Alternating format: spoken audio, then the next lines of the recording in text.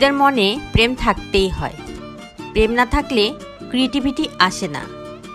এই কথা বললেন জনপ্রিয় অভিনেত্রী কুসুম শিকদার যখন প্রেম নিয়ে প্রশ্ন করা হলো তাকে। সম্প্রতি সামাজিক মাধ্যমে ভাইরাল একটি ভিডিওতে দেখা যায় একটি ইভেন্টে উপস্থিত ছিলেন কুসুম শিকদার। সেখানেই ভালোবাসা দিবস সামনে রেখে তার নতুন কোনো পরিকল্পনা আছে কিনা জানতে চাইলে অভিনেত্রী বলেন, 14ই ফেব্রুয়ারি নিয়ে সত্যিই এখনো কোনো প্ল্যান নেই। প্রেমের জন্য ডেট করতে যান কিনা এমন প্রশ্নের জবাবে মজার ছলে অভিনেত্রী বলেন, হ্যাঁ যাই, দেশে ও দেশের বাহিরে সব জায়গায় যাই। প্রেম বিয়ে সামনে এনে আলোচনায় আসতে চান না কুসুম শিকদার। বরাবরের মতো বিষয়টি এড়িয়ে গেলেও অভিনেত্রী বলেন, শিল্পীদের মনে প্রেম থাকতেই হয়, প্রেম না থাকলে ক্রিয়েটিভিটি আসে না।